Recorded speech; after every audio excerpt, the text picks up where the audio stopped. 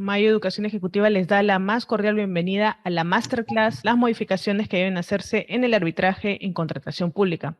En esta sesión contaremos con la participación de Ricardo Gandolfo, experto en contratación pública, abogado por la Pontificia Universidad Católica del Perú, experto en contratación pública, autor del proyecto de la primera ley de contrataciones del Estado y de otras normas de la materia. Ha realizado estudios para la comunidad andina en representación del Perú, para la Agencia Internacional de Desarrollo y para el CONSUCODE. Es consultor y árbitro inscrito en los centros de arbitraje del OCE, de la Cámara de Comercio de Lima, de la Universidad Católica, del Colegio de Ingenieros y de la Cámara Americana de Comercio. Asesor de empresas y entidades públicas y privadas, catedrático en las maestrías de la UNI y la UPC. Ahora sí, vamos a iniciar nuestro masterclass. No olviden mantener los micrófonos apagados para que no se genere algún tipo de distracción. Está Si bien. desean hacer una Bueno, pregunta, pueden esto, hacerlo en orden, levantando la mano en reacciones y activando su micrófono. Sin más preámbulo, le concedo la palabra a nuestro docente. Muchas gracias. Tengan todos ustedes muy buenas noches. Para mí es un placer estar nuevamente en una presentación de Mayo Educación Ejecutiva. El día de hoy vamos a conversar sobre las modificaciones que deben hacerse en el arbitraje en contratación pública. Como ustedes habrán podido advertir, en las últimas semanas, en los últimos meses, tenemos una avalancha de proyectos que pretenden modificar las disposiciones sobre resolución de conflictos, no solo en la Ley de Contrataciones del Estado, sino en la propia Ley de Arbitraje. Hasta hace 2 semanas se han seguido presentando proyectos. Y la verdad es que no son nada alentadores. Pero ante esa avalancha de proyectos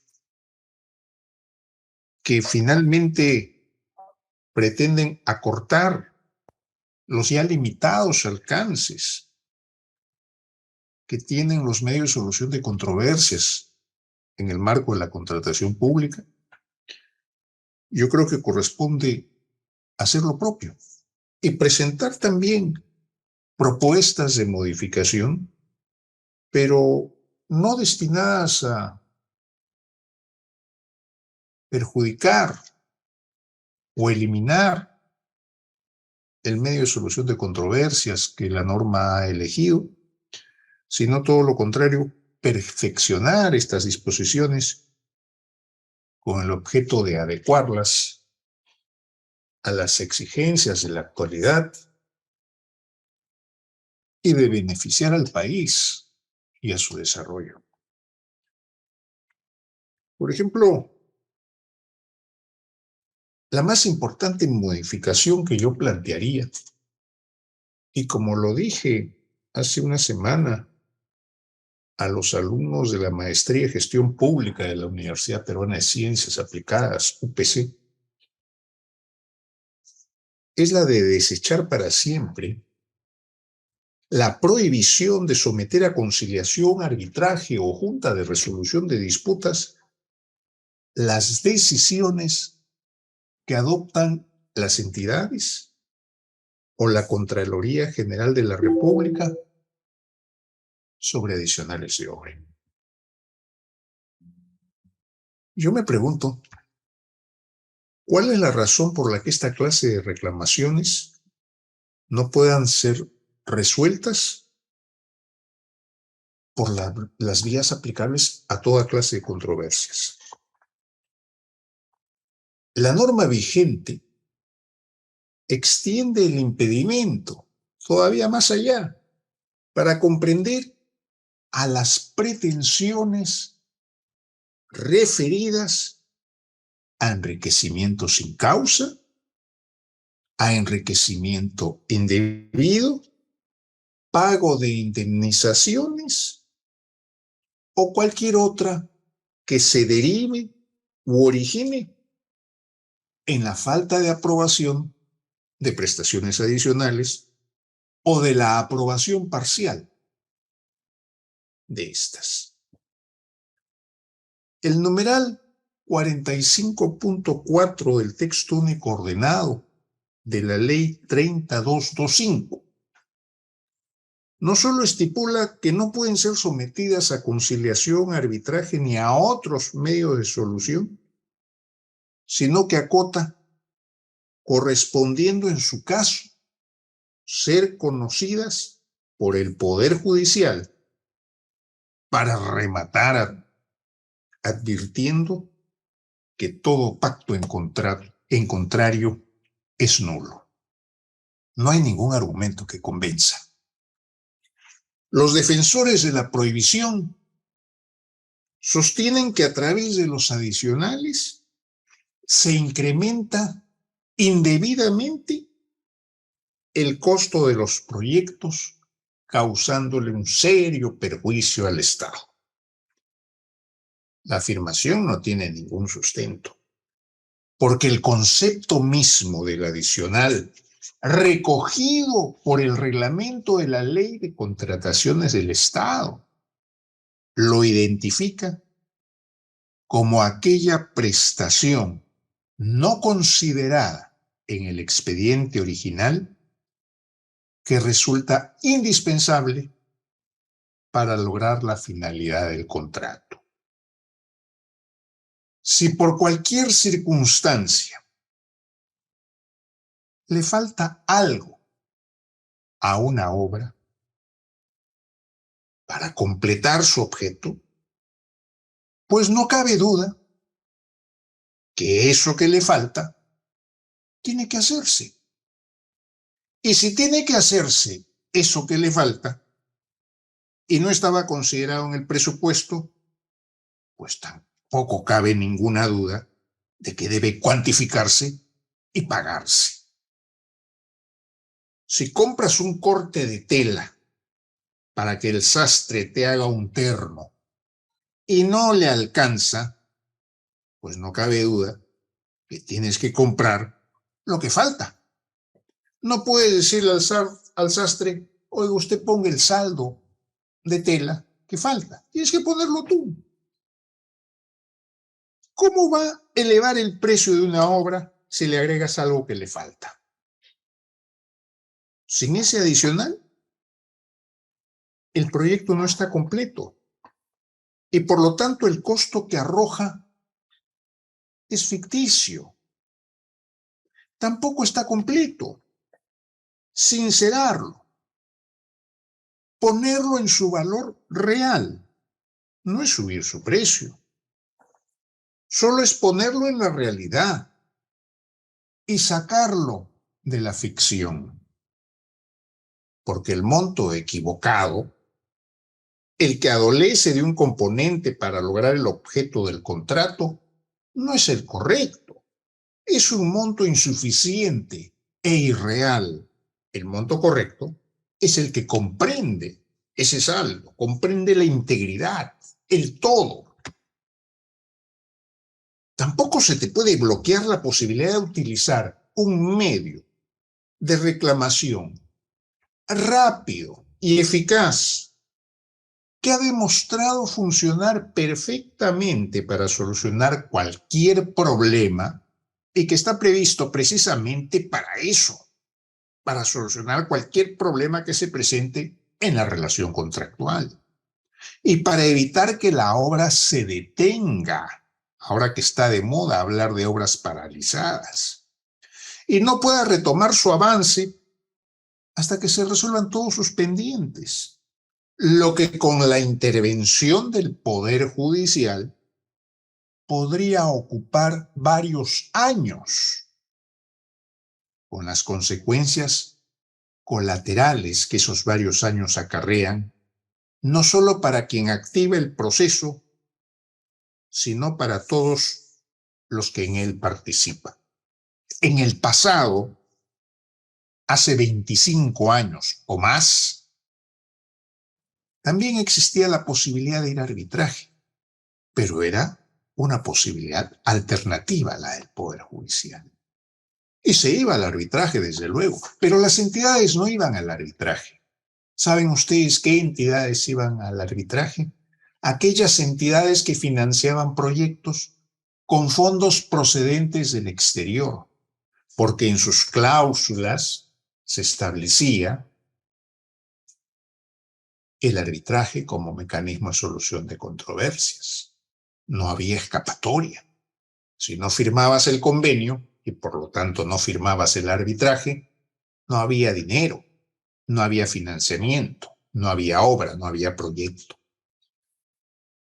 Entonces, las obras y los proyectos financiados con créditos procedentes del exterior solucionaban sus controversias muy rápida y de manera muy eficaz. En cambio, las obras y proyectos financiados con fondos del Tesoro Público no tenían esa suerte. Y ningún funcionario se atrevía a suscribir una cláusula arbitral.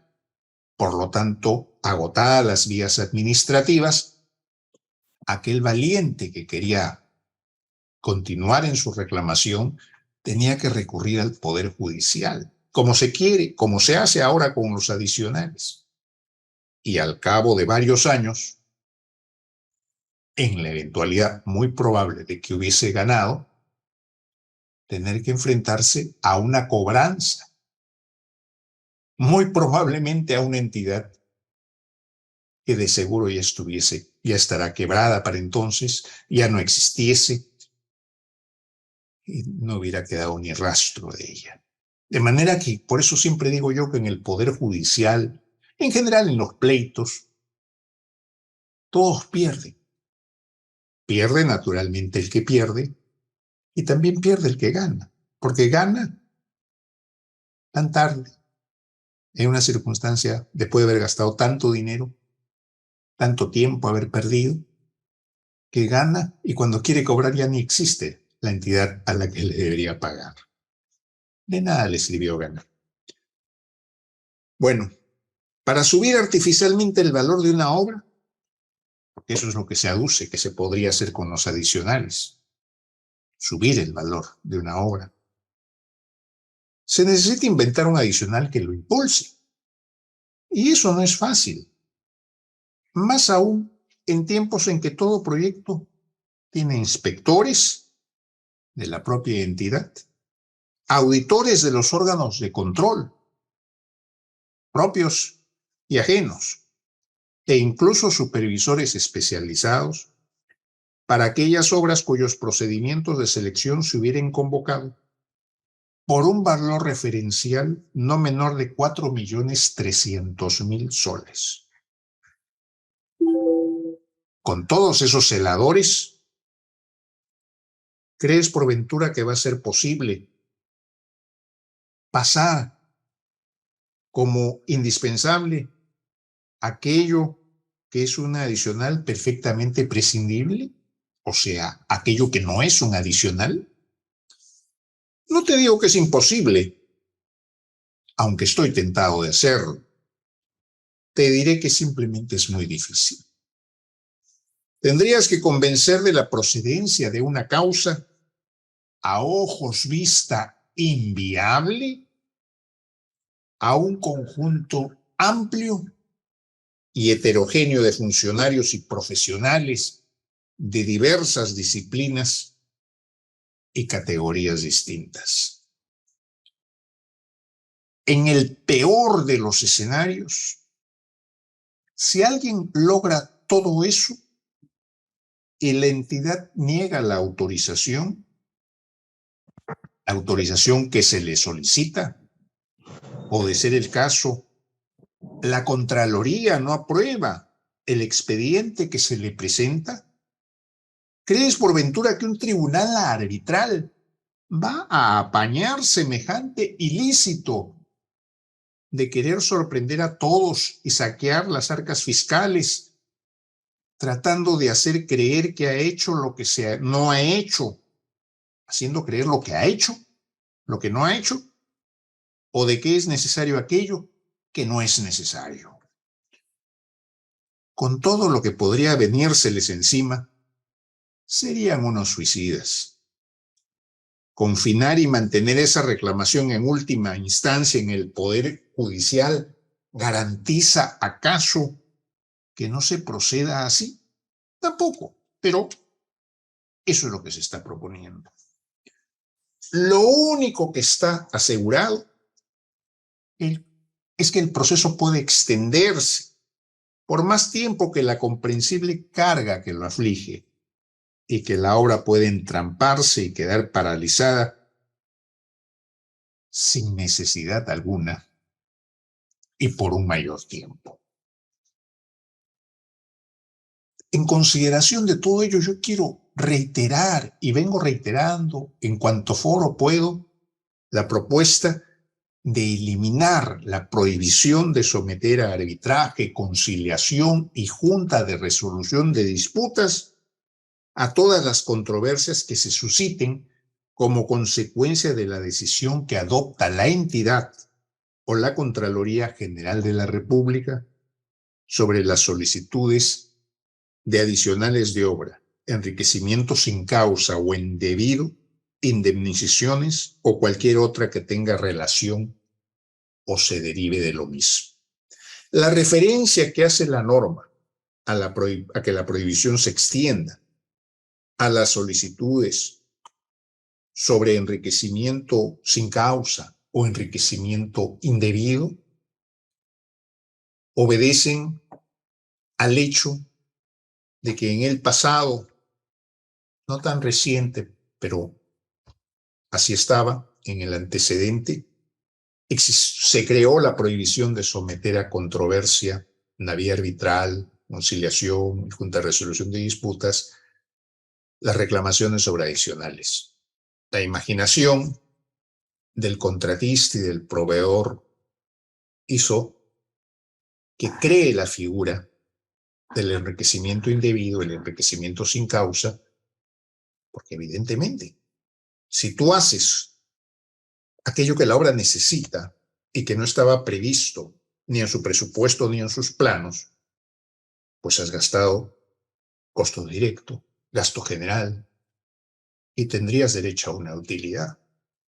Esos tres componentes básicos del costo de una obra. Pero si te los van a negar, quiere decir que estás poniendo dinero que vas a pagar a tu personal, vas a pagar tus gastos generales y no vas a recuperarlo. Entonces estás poniendo plata a una obra y la entidad se está beneficiando con esa plata que tú estás poniendo para hacer lo que le falta. Estás pagando tú lo que debe pagar ella. Entonces se está enriqueciendo ella sin causa o con una causa manifiesta, pero de todas formas de manera indebida. Entonces se dijo, ok, voy a reclamar eso. Y reclamaron y tuvieron sentencias y laudos arbitrales inobjetables en los que se reconoce, ok, hay que pagarle al señor lo que ha gastado. Si el contrato se ha estirado y tenía una ampliación de plazo, hay que reconocer su gasto general, su utilidad, todo, su costo directo. Entonces, la autoridad agarra y dice, no, vamos a extender esta prohibición de no cobrar adicionales, en arbitraje, en conciliación o en junta de resolución de disputas, no solo a los adicionales mismos ni a las decisiones que adoptan las entidades, sino a aquellas reclamaciones que se derivan de enriquecimiento indebido, enriquecimiento sin causa, pago de indemnizaciones y cualquier otra que se les ocurra, con la que quieran disfrazar la cobranza que se genera en realidad de un adicional. Y así estamos. Y estamos en circunstancias en que todas esas reclamaciones tienen que ir al Poder Judicial. Así lo dice taxativamente la norma. El artículo de la Ley de Contrataciones del Estado, el artículo que supervive de la Ley de Contrataciones del Estado, dice eso textualmente, que no pueden someterse a conciliación y arbitraje estas normas. Entonces, si así estamos, está clarísimo que no vamos a avanzar por la ruta correcta. Pero en fin, ese es un punto. Un primer punto que debe solucionarse, yo creo, a la brevedad. Hay que insistir en ese tema. Insistir en el tema de permitir que los adicionales puedan ir a solución de controversias. Yo decía la otra vez en una conferencia, ¿qué corona tienen los adicionales? ¿Por qué todo se puede discutir en la vía arbitral, conciliación y junta de resolución de disputas, menos los adicionales? Como si fuera algún pecado. Acabamos de revisar la definición de adicionales. Acabamos de llegar a la conclusión que un adicional es lo que le falta a una obra para que esté completa. Quieres hacer una mesa de 4 patas y haces 3 patas, le falta una cuarta pata. No está presupuestada, hay que presupuestarla y cobrarla y hacerla.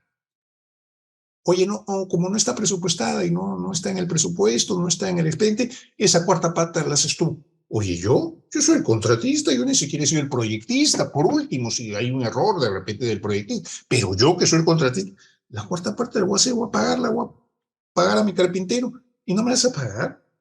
¿Qué te has creído? Ah, no, si quieres reclamar, manda reclama al Poder Judicial. ¿Ah, sí? No, pues. Y sabiendo como lamentablemente la carga procesal que tiene el Poder Judicial dilata las cosas, es como decirte, ni pienses cobrar, finánciame tú. Entonces, todo eso parte de la filosofía y la creencia de que el Estado es el adversario del contratista. Creencia que solo se rompe en casos en que hay contubernio, corruptelas. Pero no es así. El Estado no debe propiciar la quiebra del contratista o de sus proveedores.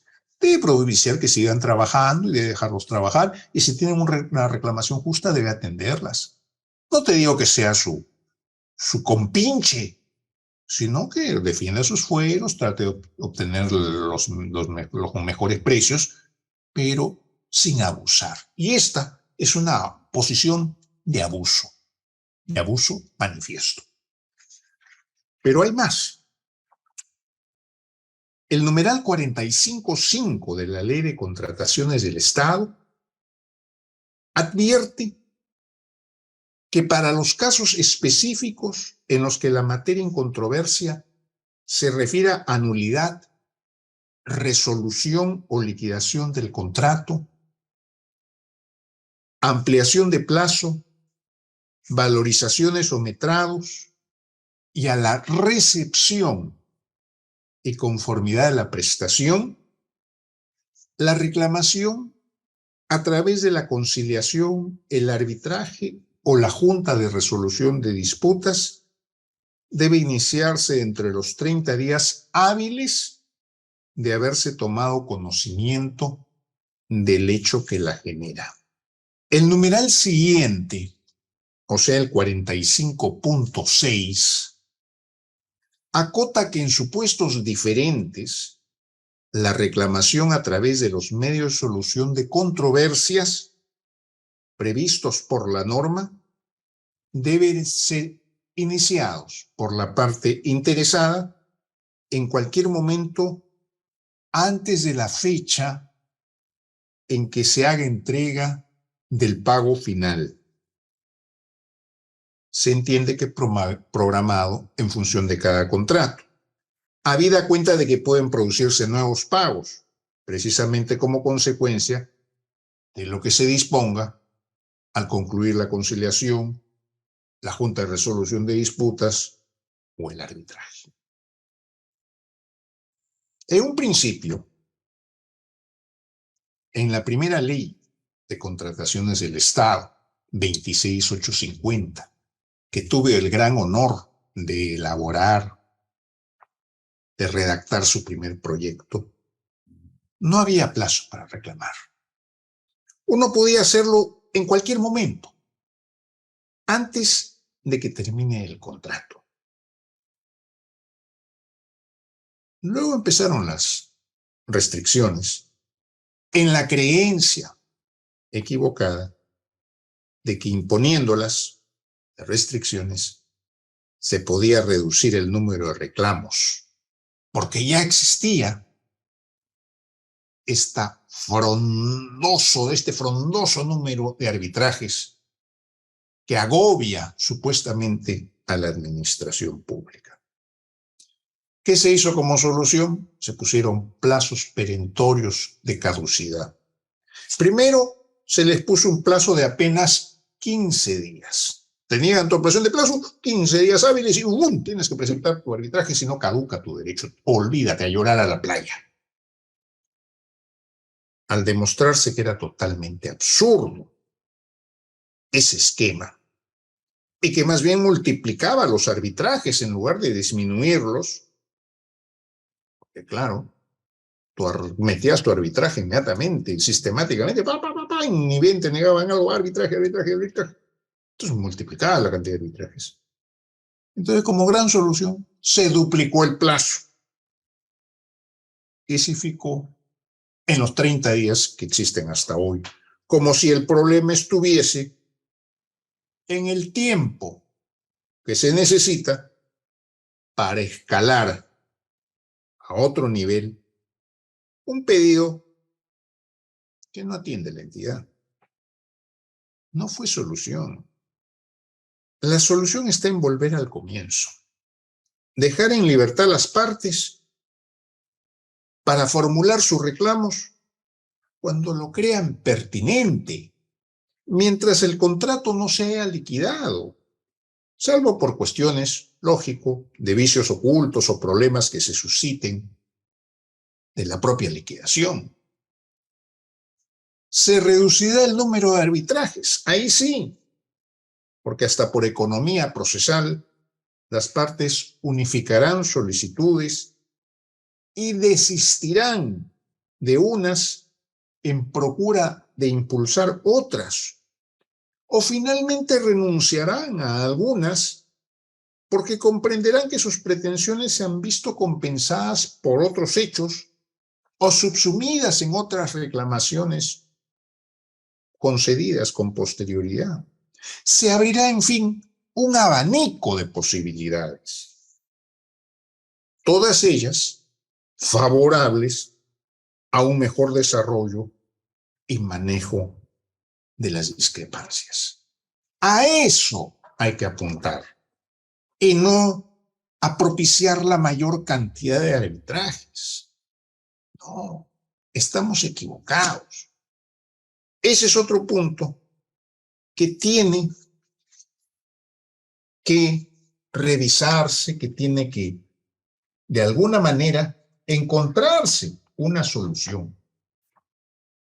No sé si hasta este momento hay alguien que quiera hacer uso de la palabra y darnos su opinión respecto de lo que estamos tratando. Yo valoraré mucho esas intervenciones y creo que todos así lo haremos. Por favor, estoy atento a las intervenciones que puedan producirse. No hay intervenciones. Bueno, no sé si el asunto está muy claro. Les recordamos que los micrófonos están habilitados para que puedan hacer sus consultas. Sí, claro, pero no veo a nadie que encienda sus micrófonos, a pesar de ver entre los asistentes a profesionales muy distinguidos y muy comprendidos y comprometidos con el arbitraje. Quería aprovechar entonces la circunstancia. Bueno, hay otras cosas que también deben modificarse. Por ejemplo, el tema, a propósito de esta última modificación que ha salido, o este último proyecto de ley, tengo acá el proyecto que ha remitido el Poder Ejecutivo, entre los muchos proyectos, el Poder Ejecutivo ha remitido un proyecto de ley al Congreso de la República, nada menos que el 27 de julio de este año, como regalo de Fiestas Patrias. En el mismo año y casi por algunos días, en la misma fecha en que se conmemora los 25 años de la publicación de la primera ley de contrataciones del Estado, 26850. Y en este proyecto, curiosamente, cuyo objeto, curiosamente, dice que pretende habilitar la competencia del Poder Judicial para resolver controversias derivadas de los procedimientos de selección de obras o de ejecución de obras públicas a través de un procedimiento idóneo y célere. Leo textualmente. O sea, nos vamos del arbitraje y nos vamos al Poder Judicial porque ahí va a haber un proceso idóneo y célere. Parece un chiste de mal gusto, desde luego, una broma de mal gusto. Parece corresponder, como es presentado en Fiestas Patrias, a los espectáculos que suelen visitarnos para conmemorar el aniversario de la patria. Pero bueno, bromas aparte, ¿qué propone el Ejecutivo? Dice algo interesante en materia, por ejemplo, de instituciones arbitrales. En los arbitrajes en los que el Estado peruano es parte, el Ministerio de Justicia y Derechos Humanos se encarga de su acreditación, registro, renovación y supervisión. Eso es importante. Lástima que está insertado esa modificación o esa propuesta en un texto lamentable, destinado a eliminar el arbitraje de la contratación pública. Pero ese detalle debería extraerse de ahí, ponerse en algún otro lugar, pero sí es importante. Pero ese detalle además ya está dicho en la ley, no sé si tengo por acá la ley, pero hay una disposición, la 22ª disposición complementaria final de la Ley de Contratación del Estado, que estipula que mediante decreto supremo, la Presidencia del Consejo de Ministros establece la autoridad competente para acreditar a las instituciones arbitrales y que dicha autoridad regula el pronunciamiento para tal efecto. Y eso es importante porque eso quiere decir que hay que acreditar las instituciones arbitrales. Decididamente la ley ha optado por el camino del arbitraje institucional, priorizando, estableciendo que para controversias importantes a partir de determinado monto deben ir a arbitraje institucional. Muy bien, es una opción legislativa. Pero como consecuencia de eso, porque dijeron que el arbitraje ad hoc tenía sus problemas, acá hay una historia que contar. Al comienzo, mayormente había arbitrajes ad hoc en materia de contratación pública. A tal punto que algunos centros de arbitraje habilitaron oficinas de secretariado arbitral destinadas a acompañar a los profesionales que se dedicaban al arbitraje ad hoc, brindándoles oficina, apoyo secretarial, archivo y una serie de facilidades. Bueno, entonces decíamos que en un principio las instituciones arbitrales se pusieron al servicio del arbitraje ad hoc y mejoró ostensiblemente el arbitraje ad hoc porque el arbitraje ad hoc, como ustedes saben, lo administran los propios árbitros. Es un arbitraje absolutamente independiente. Entonces, bueno, hay árbitros profesionales destacados que ejercen la labor arbitral, ocasionalmente son elegidos árbitros ad hoc.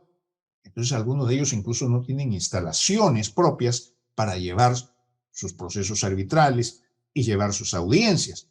Entonces, los centros de arbitraje colaboraban en ese sentido. Estuvo muy bien. Con el paso del tiempo, la legislación va como los péndulos, ¿no? Va de un lado a otro y dice, no, ahora vamos a priorizar el arbitraje institucional. Entonces, esas oficinas de apoyo a los arbitrajes ad hoc fueron languideciendo porque fue desapareciendo el arbitraje ad hoc y tomando su lugar el arbitraje institucional.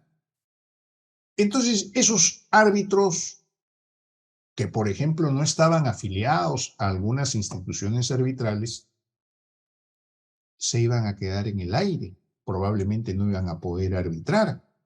Pero no. También surgió la imaginación, la creatividad, el emprendedurismo, como dicen ahora, y esos árbitros crearon nuevos centros de arbitraje. Ahora también en algunos casos se fueron al extremo. Me han hecho referencia de que hay centros de arbitraje en los que una sola persona es el secretario general del centro, el secretario arbitral del centro, y resuelve las recusaciones y hace las designaciones. ¿Cómo las hace? Reúne a 4 amigos, les saca las firmas y aparentan esos señores como que si estuvieran, como que se integrasen el Consejo Superior, el Consejo de Arbitraje, la Corte de Arbitraje, y ellos hacen las designaciones y resuelven las recusaciones. Pero en el fondo es una sola persona. Entonces, hay esos abusos extremos.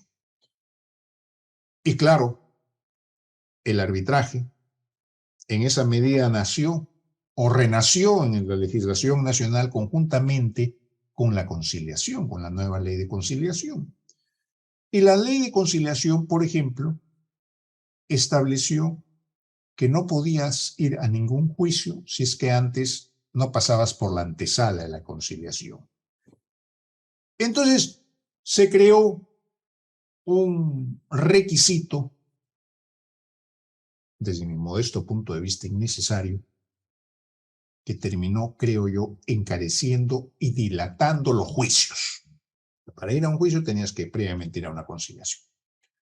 Yo siempre he sostenido que eso dilató las cosas. Y también se fue al extremo, a la corrupción, y se terminó vendiendo actas de conciliación en las veredas del Poder Judicial para que tú llenes nomás los datos y puedas iniciar tu juicio. A 10 soles. Eso no es lo que quiere la ley. Ese no es el objeto de la ley. El objeto de la ley es que se concilie, que se evite ir al Poder Judicial y no se recargue el Poder Judicial. Alguna vez un conciliador me dijo, una conciliadora, oiga, usted está equivocado, doctor, no es así, la conciliación ha tenido mucho éxito, en buena hora. Tengo mis dudas. Pero se crearon muchos centros de conciliación, proliferaron centros de conciliación que existen hasta ahora, la mayoría de ellos, de los nombres más diversos y sofisticados y estrambóticos, y ahí están funcionando. No sé si funcionan o no, o se dedican a otra cosa, y cuando hay un caso de conciliación se dedican a la conciliación.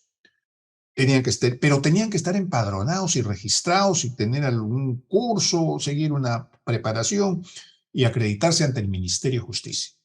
Los centros de arbitraje, sin embargo, no tienen ninguna acreditación. En alguna oportunidad se estableció una directiva en el organismo supervisor de las contrataciones del Estado y se dispuso que los centros de arbitraje tenían que tener cierta metodología, cumplir con ciertos requisitos. Bueno, nunca se activó eso. E incluso en alguna norma, en algún reglamento, se expuso que tenían que registrarse y acreditarse. Tampoco se cumplió. Se desactivó esa directiva, quedó en el olvido. Y pues hay que reactivarla porque ahora el texto único ordenado de la ley dice esa disposición transitoria que hemos leído, la 22ª, que viene a su vez de la 5ª disposición complementaria final del decreto legislativo 1444, modificatorio de la ley 3225. Bien, entonces hay que hacer eso. Entonces ya no es necesario, si se hace eso, este inserto que está proponiendo el Poder Judicial, o el Poder Ejecutivo, perdón. Nada menos que en la ley de arbitraje, que creo que es una ley modelo uncitral, como sabemos todos, una ley muy compleja, que no merecía ser tocada tan ligeramente. Como fue tocada, para mal también, con el decreto de urgencia 020-2020, que modificó la ley de arbitraje e introdujo una serie de barbaridades, entre otras aquella de eliminar la caución juratoria y establecer que en todo proceso en el que interviene el Estado no hay caución juratoria, y la contracautela que debe presentarse cuando se solicite una medida cautelar debe estar constituida por una fianza de un valor no menor al equivalente a la fianza de fiel cumplimiento que se hubiese puesto en el respectivo contrato. Lo cual, como dije muchas veces, es una cosa totalmente absurda. Porque imagínense ustedes que tienen un contrato por 100, su fianza de fiel cumplimiento es de 10, pero reclaman una valorización que está en discusión de 9. Entonces, pero piden una medida cautelar. Oye, estoy discutiendo la valorización esta que me corresponde, me deben pagar, pero no me pagan y tengo que sobrevivir, tengo que pagar a mis proveedores, a mis subcontratistas. Por favor, páguenme esos 9. Deme esos 9 como medida cautelar. En tanto se resuelve si proceden o no esos 9. Estoy seguro que van a proceder. Ah, ya usted quiere 9. Ponga 10 de fianza. Imagínese. O sea, porque la fianza fue el cumplimiento era de 10. Entonces, claro, es un contrasentido. Así está ahorita, en este momento. La norma dice que tienes que poner una contracautela equivalente mínimo a la fianza de cumplimiento. Entonces, este proyecto de ley, muy inteligente, escucharon al doctor Andolfo, a otros expertos que dijeron, oye, no puede ser eso. Ah, tienen razón, claro, no puede ser así. No puedes pedir 10 para cuando se trata de pedir 9. No puedes exigir 10 cuando estás pidiendo 9. Que te afiancen 10 cuando estás pidiendo 9. Ok, que te afiancen 9. Esa es la propuesta del Ejecutivo ahora. Oye, si tu pedido de medida cautelar puesto en valor es menos de la fianza de fiel cumplimiento, pon esa cantidad menor, pero de fianza de fiel cumplimiento. Oye, pero el principio absurdo sigue siendo el mismo. Si tú necesitas 9 para sobrevivir en el mercado, que te paguen esos 9, y te piden una fianza de fiel cumplimiento por esos 9, con el agravante de que ahora los bancos no te extienden fianzas, salvo que tengas depositado en sus cuentas el mismo monto por el que quieres que te afiancen. En otras palabras, te están diciendo, oye, ¿quieres 9? Pon 9. Entonces, oye, si voy a poner 9, ya no pongo 9, porque si pongo 9 y pido una fianza, me van a cobrar costos financieros, gastos de emisión, en fin, una serie de cosas y de renovación. Entonces, no, por favor, si tengo los 9, ya no pido nada, no pido medida cautelar ni nada.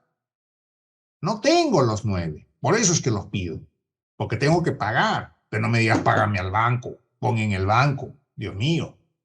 Si insistes en eliminar la caución juratoria, que es una declaración, bajo juramento me comprometo a sufragar cualquier gasto, cualquier daño y perjuicio, asumir lo que esta medida cautelar ocasione. Si esa declaración, que no me parece tampoco justo, te la eliminan, pues bien, que por lo menos esa fianza que te piden sea proporcional a lo que tú a tu vez estás pidiendo.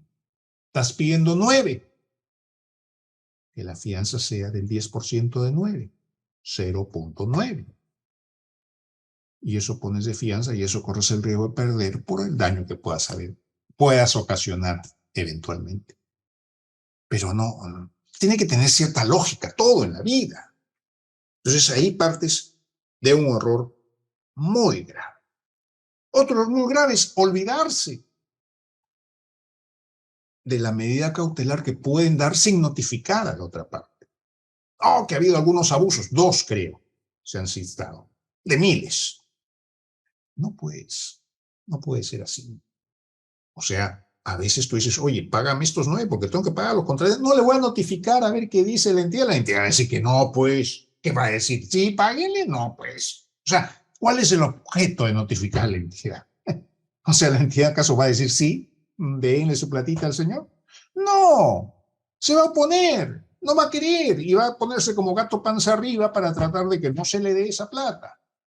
Entonces, a veces, oiga, es urgente esto, tengo que pagar. Si esperamos que la entidad diga que no y todo eso, y ustedes dicen, los impuestos, los intereses me van a comer, ya no voy a poder sobrevivir en el mercado, me están marginando. Entonces, pues, ese es otro tema de las medidas cautelares. Y hay otras cuestiones, pero la más grave, hay una resolución expresa que se toma y entra en armonía con otros proyectos que se han presentado para reactivar obras paralizadas, como si fuese fácil, como si eso fácil. Y lo más grave de todo, pues, como tengo dicho, habilitar la jurisdicción del Poder Judicial. Y no quisiera terminar sin hacer una breve referencia a un proyecto de ley, a un nuevo proyecto de ley, 3020-2022, fresquito, que desde el martes 13 de septiembre está en la Comisión de Economía del Congreso de la República y que tiene por objeto reiniciar las obras paralizadas. La declarada finalidad de la iniciativa, en efecto, es resolver la problemática y las contingencias suscitadas por las obras paralizadas, preservando la continuidad y la óptima utilización de los recursos públicos a fin de alcanzar el bienestar de la población que se beneficiará con esas obras de infraestructura. Pero dice que se podrán beneficiar de ese programa todas las obras paralizadas por cualquier motivo o causa que permanezcan por un año, por más de un año en esa situación de abandono. Este es el primer requisito para poder acogerse a la norma o al proyecto. Un tanto arbitrario, porque si fuese realmente un beneficio, marginaría injustamente a todas aquellas obras que se encuentran en esa situación de parálisis, pero sin llegar al año, de forma tal que sus presuntos benefactores tendrían que formular votos para que se extienda por más tiempo su abandono, lo cual resulta desde todo punto de vista inaceptable. El segundo requisito es que la obra se encuentre bajo el ámbito de aplicación de la Ley de Contrataciones del Estado, con lo que automáticamente excluye a todas aquellas que están reguladas por otros dispositivos especiales. Son muchas obras que se quedan sin recibir este beneficio sin ninguna razón que lo explique. Según la propuesta, mediante una resolución se determinará la incorporación de la obra dentro de este nuevo marco normativo, precisándose la causa o motivo de la paralización que la afecta, la situación en que se encuentra su avance físico y financiero y el periodo en que está en estado de abandono, notificándose, ojo, al contratista para que reinicie la ejecución de la obra en el plazo máximo de 15 días calendario. Esto último parece un mandato que debe cumplirse sin dudas ni murmuraciones. Lo que ocurre en los cuarteles, pero no en la vida cotidiana, en el quehacer de la civilidad y menos aún en el mundo de las contrataciones públicas. Si bastara con dar una disposición para que las obras se reinicien, no habría ninguna obra detenida. La Contraloría ha reportado que la principal causa de la paralización es la falta de recursos financieros y la falta de liquidez, que llega al 27.2% del total. En segundo lugar está el incumplimiento contractual. En tercer lugar, los eventos climáticos. Y en cuarto lugar, las discrepancias, controversias y arbitrajes que solo afectan ahora al 4.3% de los casos y, en realidad, a motivo al que se le pretende echar la culpa de todos los problemas. Queda claro, por tanto, que las obras se faltan por falta de presupuesto para continuar ejecutándose. La solución está en dotarlas de las partidas que requieren y de verificar si se están haciendo correctamente en cumplimiento de sus respectivas especificaciones técnicas. En la actualidad hay más de 2.300 obras públicas paralizadas a nivel nacional. Ningún candidato a alcalde o a gobernador debería promover la construcción de más obras sino comprometerse a reiniciar las que están paradas y acabar las que no están terminadas. De lograrlo, el país habría dado un paso muy importante para lograr su infraestructura. Lo lamentable es que con cada nueva gestión empiezan nuevas obras que tarde o temprano terminan también paralizándose por falta de recursos, entre otros motivos, porque los asignados siempre resultan insuficientes para coronar su objeto. El proyecto de ley simplifica el asunto y anota que si el contratista acepta reiniciar la ejecución, se suscribirá una adenda a su contrato, estableciéndose el nuevo plazo, renunciando o desistiéndose de los reclamos que tuviera pendientes, en tanto que la entidad a su turno renunciará también a la aplicación de multas por el retraso y por la paralización incurrida. Otro error grave.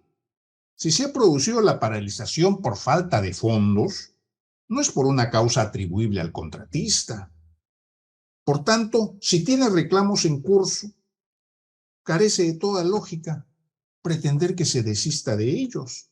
Si tiene solicitudes de ampliación de plazo, que son tan frecuentes, desde luego tiene costos directos y gastos generales, así como un porcentaje de utilidad que deben ser reconocidos. ¿Cómo renunciar a eso? Los costos directos son las remuneraciones del personal comprometido en la extensión del contrato, que eventualmente ya ha sido retribuido. Si no se restituye la suma correspondiente, significaría que el contratista asume esos pagos. ¿Con cargo a su utilidad, me pregunto? Si la utilidad es el 10%, ¿cómo se va a destinar la utilidad al pago de los mayores costos directos? Si así fuese, y si así alcanzase, ¿para qué continúa en el trabajo el contratista si ya no va a tener ninguna ganancia? ¿Por el placer de terminar lo que empezó? ¿Por colaborar con el país? ¿Acaso el contratista es una beneficencia? Si se ha producido la paralización por falta de fondos, no hay ninguna penalidad que aplicarle al contratista, porque él no tiene ninguna responsabilidad en este asunto. Y si es así, ¿cómo es que la entidad va a renunciar a la aplicación de multas por el retraso si el retraso es de su exclusiva responsabilidad por no habilitar el presupuesto requerido? Las penalidades se imponen por incumplimiento del contratista de alguna de las obligaciones expresamente establecidas en el contrato. No puede imponerse una penalidad por un incumplimiento que no está indicado de manera clara e indubitable. La iniciativa advierte que si el contratista no responde en el plazo que se le da, que se debe presumir que es el mismo que se le da para que reinicie las obras. Esto es 15 días calendario, contados desde la notificación para que lo haga con la respectiva resolución. La entidad asume que se mantiene el estado de paralización, procediéndose a la liquidación del contrato en base a lo realmente ejecutado. Como si todo esto fuera tan sencillo. El proyecto cree que se puede liquidar un contrato de una obra paralizada solo porque el contratista se niega a reiniciarla. Practicar una liquidación no es tarea fácil. Lo sabemos todos quienes estamos en este negocio. El contratista presenta su liquidación debidamente sustentada, dentro de un segundo plazo de 60 días en los términos generales. La entidad se pronuncia aprobando, observando la liquidación. Esta se notifica al contratista para que se pronuncie entre los siguientes 15 días. Si el contratista no elabora la liquidación, la elabora el inspector o supervisor por cuenta de quien no lo hizo, y se repite el circuito, en fin. Queda consentida cuanto practicada por una de las partes no es objetada por la otra, dentro del plazo previsto. Si queda consentida o no queda consentida y hay discrepancias, van a conciliación y arbitraje. Esa realidad no armoniza con el propósito de la iniciativa de dejar a la entidad facultada para contratar directamente la continuación y culminación de la obra con cualquier otro contratista, preferentemente con alguno de los que participaron en el procedimiento de selección que le dio origen, porque le da un plazo máximo de otros 15 días calendarios que no alcanza ni siquiera para determinar lo que falta por ejecutarse. Si ninguno de los convocados acepta, que es lo más probable, la entidad podrá excepcionalmente culminar la obra por administración directa o por convenio con otra entidad. Modalidades ambas en proceso de extinción, como sabemos, que el proyecto pretende resucitar en un esfuerzo por no inflar el presupuesto de los saldos de obra para hacerlos algo tentadores para nuevos contratistas, lo que distorsiona la realidad y ocasiona un incremento innecesario del gasto. Como no hay contratistas interesados en hacer ese cachito que queda pendiente, pues lo que hacen algunas entidades es inflar ese cachito y meterle más cosas y cambiar totalmente a veces el proyecto para hacerlo atractivo para algunos contratistas. Pero eso no es correcto.